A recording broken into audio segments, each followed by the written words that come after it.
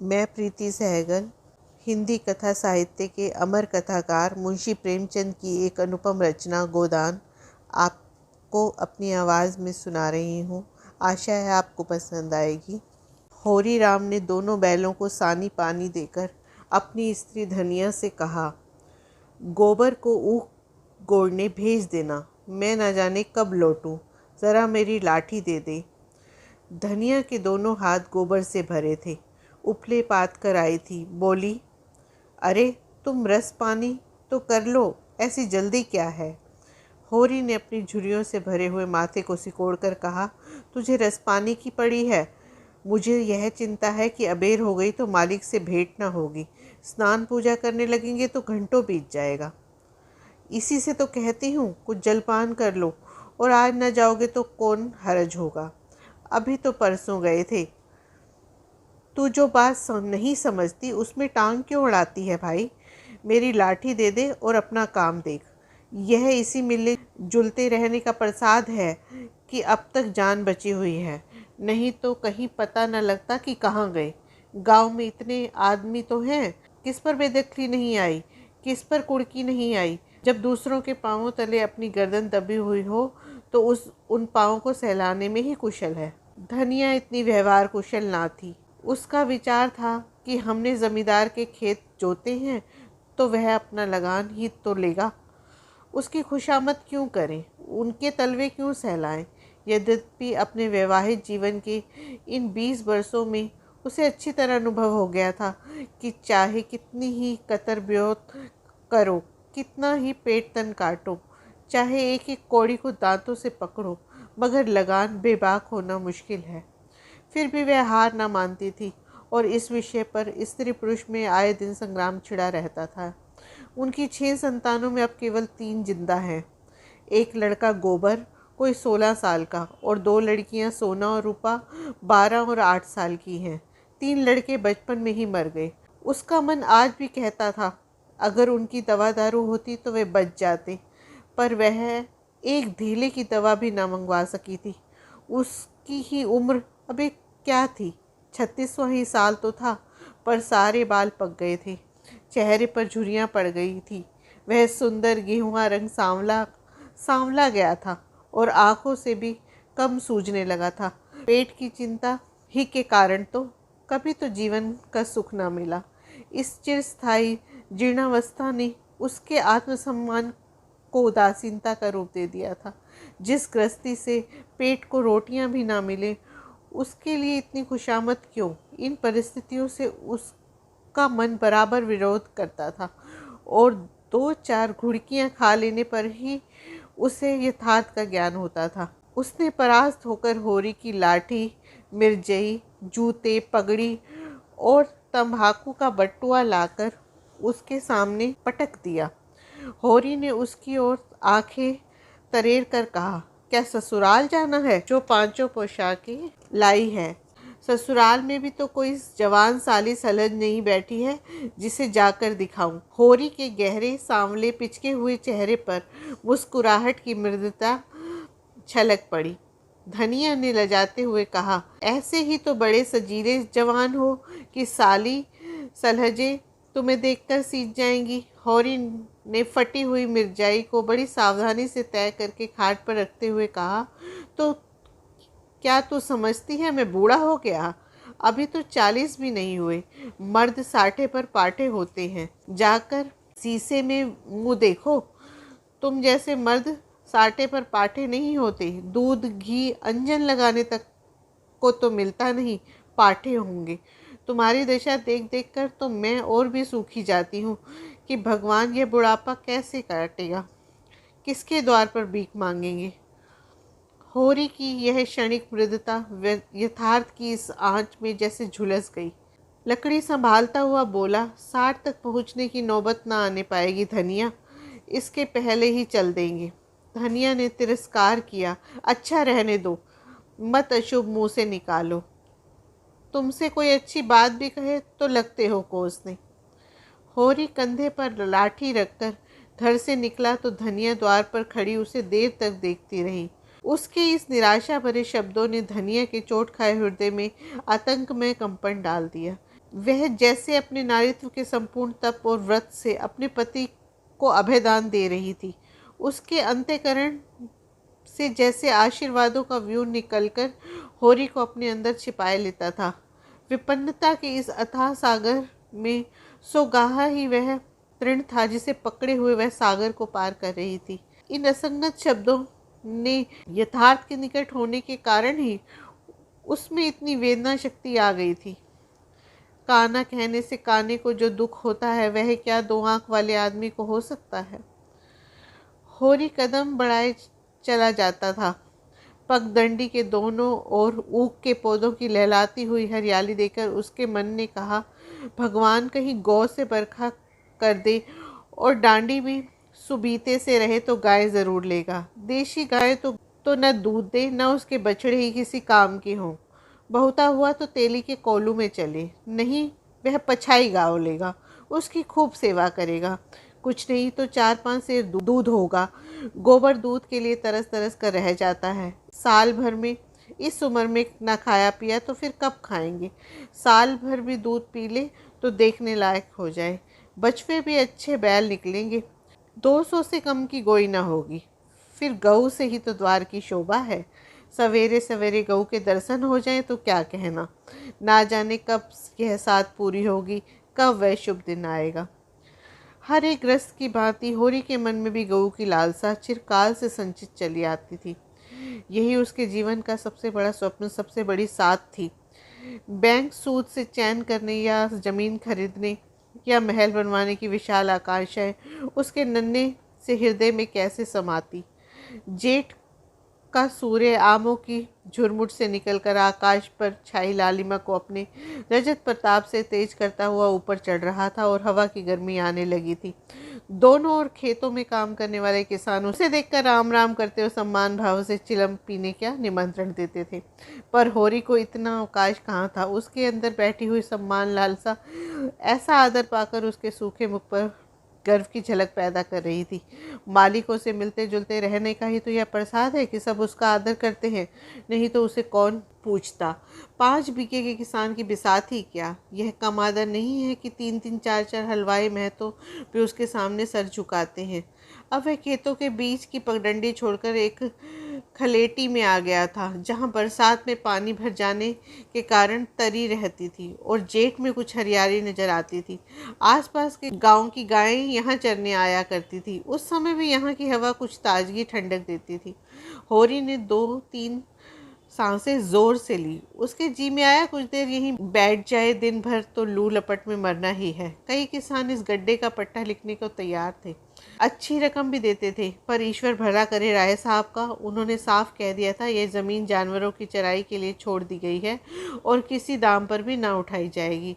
कोई स्वार्थी जमींदार होता तो कहता गायें जाएं भाड़ में, हमें मिलते हैं तो क्यों छोड़े। पर राय साहब अभी तक पुरानी मर्यादा निभाते आए हैं। जो मालिक प्रजा को ना पाले वह भी कोई आदमी है। ऐसा उसने देखा। भोला अपनी गायें लिए इस तरफ ही चला आ रहा है। भोला इसी गांव से हुए पूर्वे का ग्वाला था और दूध मक्खन का व्यवसाय करता था। अच्छा दाम मिल जाने पर कभी कभी किसानों के हाथ गायें बेच भी देता था। होरी का मन उन गायों को देखकर ललचा गया।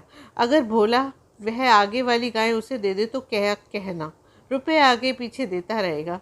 वह जानता था घर में रुपए नहीं है, अभी तक लगान नहीं चुकाया जा सका, बिसेसर साह का भी देना बाकी है, जिस पर आने रुपए का सूद चढ़ रहा है। लेकिन दरिद्रता में जो एक प्रकार की अदूरदर्शिता होती है, वह निर्लज्जता के तगाजे, गाली और माँ से भी भयभीत नहीं होती। उसने उसे प्रोत्साहित कर दिया। भोला के समीप जाकर बोला, राम राम भोला भाई, कहो क्या रंग ढंग है, सुना अब की मेले से नई गायें लाए हो। भोला ने रुखाई से जवाब दिया। होरी के मन की बात उसने ताड़ ली थी। हाँ, 2 बच्ची और 2 गायें लाया। पहली वाली गायें सब सूख गई थी, बंदी पर दूध ना पहुँचे तो गुजर कैसे हो। होरी ने आगे वाली गाय के पट्टे पर हाथ रखकर कहा, दुधारू तो मालूम होती है, कितने में ली। भोला ने शान जमाई। अब की बाजार बड़ा तेज रहा, मैं तो इसके 80 रुपये देने पड़े। आंखें निकल गई। 30-30 रुपये तो दोनों कलोरों के दिए। 30 पर लाख रुपए का 8 सेर दूध मांगता है। बड़ा भारी कलेजा है तुम लोगों का भाई, लेकिन फिर भी लाए भी तो वह माल की यहाँ 10-5 गांव में तो किसी के निकलेगी नहीं। भोला पर नशा चढ़ने लगा। बोला, राय साहब इसके 100 रुपये देते थे, दोनों कलोरों के 50-50 रुपये, लेकिन हमने ना दिए। भगवान ने चाहा तो 100 रुपये इसी ब्यात में पीट लूँगा। इसमें क्या संदेह है भाई, मालिक क्या खा के लेंगे, नजराने में मिल जाए तो भले ले लें। यह तुम ही लोगों का गुर्दा है कि अंजुनी भर रुपए तकदीर के भरोसे गिन देते हो। यही जी चाहता है कि इसके दर्शन करता रहूं। धन्य है तुम्हारा जीवन कर कि गऊओं की इतनी सेवा करते हो। हमें तो गाय का गोबर भी मैसर नहीं। गिरस्त के घर में एक गाय भी ना हो तो कितनी लज्जा की बात है। साल के साल बीत जाते हैं, गोरस के दर्शन नहीं होते। घरवाली बार बार कहती है, भोला भैया से क्यों नहीं कहते। मैं कह देता हूँ, कभी मिलेंगे तो कहूँगा। तुम्हारा स्वभाव से बड़ी पर्सन रहती है। कहती है, ऐसा मर्द ही नहीं देखा, जब बातें करेंगे नीची आंख करके, कभी सिर नहीं उठाते। भोला पर जो नशा चढ़ रहा था उससे इस भरपूर प्याले ने और गहरा दिया। बोला, आदमी वही है जो दूसरों की बहू बेटियों को अपनी बहू बेटी समझे। जो दुष्ट किसी महरिया की ओर ताके उससे गोली मार देना चाहिए। यह तुमने लाख रुपए की बात कह दी भाई। बस सज्जन वही जो दूसरों की आबरू को अपनी आबरू समझे। जिस तरह मर्द के मर जाने से औरत अनाथ हो जाती है, उस तरह औरत के मर जाने से मर्द के हाथ पैर टूट जाते हैं। मेरा तो घर उजड़ गया महतो, कोई एक लोटा पानी देने वाला भी नहीं है। गत वर्ष भोला की स्त्री लू लग जाने से मर गई थी।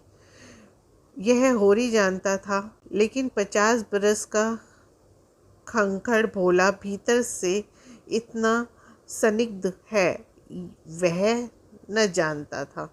स्त्री की लालसा उसकी आंखों में सबल हो गई थी। होरी को आसन मिल गया।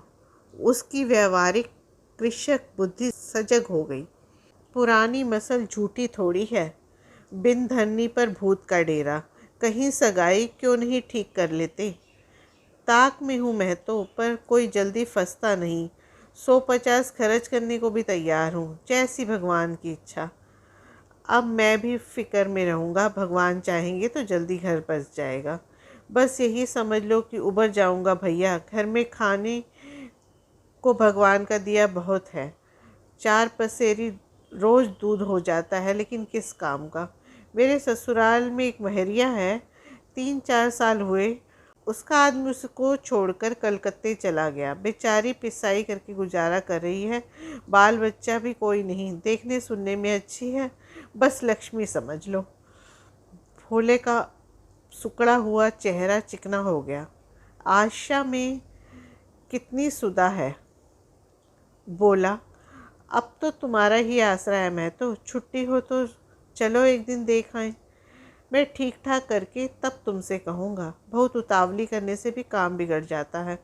जब तुम्हारी इच्छा हो तब चलो, उतावली काहे की। इस कबरी पर मन ललचाया हो तो ले लो। यह गाय मेरे मान की नहीं है दादा। मैं तुम्हें नुकसान नहीं पहुंचाना चाहता। अपने धर्म यह नहीं है कि मित्रों का गला दबाएं। जैसे इतने दिन बीते हैं वैसे और भी बीत जाएंगे। तुम तो ऐसी बातें करते हो रही जैसे हम तुम दो हैं। तुम गाय ले जाओ, दाम जो भी हो दे देना। जैसे भी मेरे घर में रही वैसे तुम्हारे घर रही। 80 रुपये ही दे देना, जाओ। लेकिन मेरे पास नगद नहीं है दादा, समझ लो। तो तुमसे नगद मांगता कौन है भाई। होरी की छाती गजभर की हो गई। 80 रुपये में गाय महंगी ना थी। ऐसा अच्छा डील डॉल दोनों जून में 6-7 सेर दूध, सीधी ऐसी कि बच्चा भी दो ले। इसका तो एक एक बछड़ा 100 का होगा। द्वार पर बंधेगी तो द्वार की शोभा बढ़ जाएगी। उसे अभी कोई 400 रुपये देने थे, लेकिन उधार को वह एक तरह से मुफ्त समझता था। कहीं भोला की सगाई ठीक हो गई तो 1-2 साल तो बोलेगा भी नहीं। सगाई ना भी हुई तो होरी का क्या बिगड़ता है। यही तो होगा, भोला बार बार तकादा करने आएगा, बिगड़ेगा, गालियाँ देगा, लेकिन होरी को इसकी ज़्यादा चिंता न थी। इस व्यवहार का वह आदी था। कृषक के जीवन का तो वह यह प्रसाद है। भोला के साथ वह छल कर रहा था और यह व्यापार उसकी मर्यादा के अनुकूल था। अब भी देन लेन में उसके लिए लिखा पढ़ी होने और ना होने में कोई अंतर न था। सूखे बूढ़े की विपदाएं उसके मन को भीरू बनाए रखती थी। ईश्वर का रौद्र रूप सदैव उसके सामने रहता था, पर यह छल उसकी नीति में न था। यह केवल स्वार्थ सिद्धि थी और यह कोई बुरी बात न थी। इस तरह का छल तो वह दिन रात करता रहता था। घर में 2-4 रुपए पड़े रहने पे भी महाजन के सामने कस्में खा जाता कि 1 पाई भी नहीं है। सन कुछ गीला कर देना और रुई में कुछ बिनौले भर देना उसकी नीति में जायज़ था। और यहाँ तो केवल स्वार्थ न था, थोड़ा सा मनोरंजन भी था। बुढ़ों का बुढ़बस हास्यप्रद वस्तु है और ऐसे बुढ़ों से अगर कुछ ऐड भी लिया जाए तो कोई दोष पाप नहीं। भोला ने गाय की पघिया होरी के हाथ में देते हुए कहा, ले जाओ महतो, तुम भी याद करोगे। ब्याते ही 6 सेर दूध ले लेना। चलो मैं भी तुम्हारे घर को पहुंचा, शायद तुम्हें अनजान समझकर रास्ते में कुछ दिक करे। अब तुमसे सच कहता हूँ, मालिक 90 रुपए देते थे, पर उनके यहाँ गऊओं की क्या कदर। मुझसे लेकर किसी हकीम हुक्मान को दे देते। हाकिमों को गऊ की सेवा से क्या मतलब, वह तो खून चूसना भर जाने। जब तक दूध देती रखते, फिर किसी के हाथ भेज देते। किसके पल्ले पड़ती कौन जाने। रुपया ही सब कुछ नहीं भैया, कुछ अपना धर्म भी है।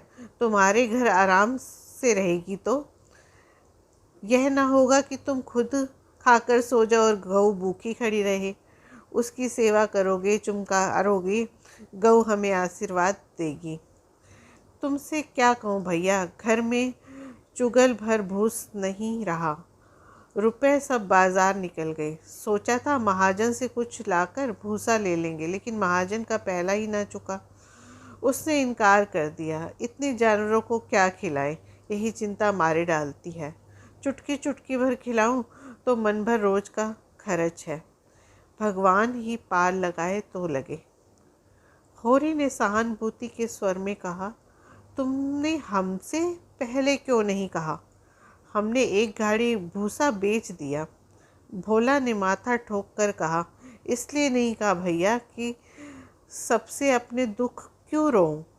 बांटता कोई नहीं, हंसते सब हैं। जो गायें सूख गई हैं, पत्ती सत्ती खिलाकर जिला लूँगा, लेकिन अब यह तो रात बिना नहीं रह सकती। हो सके तो 10-20 रुपए भूसे के लिए दे दो। किसान पक्का स्वार्थी होता है, इसमें संदेह नहीं। उसकी गांठ में रिश्वत के पैसे बड़ी मुश्किल से निकलते हैं। भाव ताव में भी वह चौकस होता है। ब्याज की 1-1 पाई छुड़ाने के लिए चिरौरी करता है। जब तक पक्का विश्वास न हो जाए, वह किसी के फुसलाने में नहीं आता। लेकिन उसका संपूर्ण जीवन में प्रकृति का स्थायी सहयोग है। वृक्षों में फल लगते हैं, उन्हें जनता खाती है। खेतों में अनाज होता है, वह संसार के काम आता है। गाय के थन में दूध होता है, वह खुद पीने नहीं जाती, दूसरे ही पीते हैं। मेघों से वर्षा होती है, उससे पृथ्वी तृप्त होती है। ऐसी संगति में कुत्सित स्वार्थ के लिए कहाँ स्थान था। होरी किसान था और किसी के जलते हुए घर में हाथ सेकना उसने सीखा ही न था। भोला की संकट कथा सुनते ही उसकी मनोवृत्ति बदल गई। पघिया को भोला के हाथ में लौटाता हुआ बोला, रुपए तो दादा मेरे पास नहीं है। हाँ, थोड़ा सा भूसा बचा है, वह तुम्हें दूंगा। चल कर उठवा लो। भूसे के लिए तुम गायें बेचोगे और मैं लूँगा, मेरे हाथ न कट जाए। भोला ने आदर कट से कहा, तुम्हारे बैल भूखों न मरेंगे। तुम्हारे पास भी ऐसा कौन बहुत सा रखा है? नहीं दादा, अब की भूसा अच्छा हो गया। मैंने तुमसे नाहक भूसे की चर्चा की। तुम ना कहते और पीछे से मुझे मालूम होता तो मुझे बड़ा रंज होता कि तुमने मुझे इतना गैर समझ लिया। अवसर पड़ने पर भाई भाई की मदद ना करे तो कैसे काम चले। मुदा यह गायें तो लेते जाओ। अभी नहीं दादा, फिर ले लूँगा। तो भूसे के दाम दूध में कटवा लेना। होरी ने दुखित स्वर में कहा, दाम कौड़ी की इसमें कौन बात है दादा। मैं 1-2 जून तुम्हारे घर में खा लूँ तो तुम मुझसे दाम मांगोगे, लेकिन तुम्हारे बैल भूखे मरेंगे कि नहीं। भगवान कोई न कोई राह निकालेंगे ही। आषाढ़ सिर पर है, कड़वी बोलूँगा, मगर यह गाय तुम्हारी हो गई। जिस दिन इच्छा हो आकर ले जाना। किसी भाई का नीलाम पर चढ़ा हुआ बैल लेने में जो पाप है, वह इस समय तुम्हारी गाय लेने में है। होरी में बाल की खाल निकालने की शक्ति होती तो वह खुशी से गाय लेकर घर क्यों राख लेता। भोला जब नगद रुपए मांगता तो स्पष्ट था कि भूसे के लिए गाय नहीं बेच रहा, बल्कि उसका कुछ और आश्रय है। लेकिन जैसे पत्तों को खड़कने पर घोड़ा अकारण ही ठिठक जाता है और मारने पर भी आगे नहीं उठाता, वही दशा होरी की थी। संकट की चीज लेना पाप है, यह बात जन्म जन्मांतरों से उसकी आत्मा का अंश बन गई थी। भोला ने गदगद कंठ से कहा, मैं किसी को भेज दूँ भूसे के लिए। होरी ने जवाब दिया, अभी मैं राय साहब की ड्योरी पर जा रहा हूँ, वहाँ से घड़ी भर में लौटूंगा, तभी किसी को भेजना। भोला की आंखों में आंसू भर आए। बोला, तुमने आज मुझे उबार लिया होरी भाई। मुझे अब मालूम हुआ कि संसार में मैं अकेला नहीं हूँ, मेरा भी कोई हेतु है। एक क्षण बाद उसने फिर कहा, उस बात को भूल न जाना। होरी आगे बढ़ा तो उसका चित्त प्रसन्न था। मन में एक विचित्र स्फूर्ति हो रही थी। क्या हुआ, 10-5 मन भूसा चला जाएगा। बेचारे को संकट में पड़कर अपनी गाय तो ना बेचनी पड़ेगी। जब मेरे पास चारा हो जाएगा तब गाय खोल लाऊंगा। भगवान करे मुझे कोई मेहरिया मिल जाए, फिर तो बात ही नहीं। उसने पीछे फिर कर देखा। कुबरी गाय पूंछ से मक्खियाँ उड़ाती, सिर हिलाती, मस्तानी मंद गति से झूमती चली जाती थी, जैसे बांदियों के बीच में कोई रानी हो। कैसा शुभ होगा वह दिन जब यह कामधेनु उसके द्वार पर बंधेगी।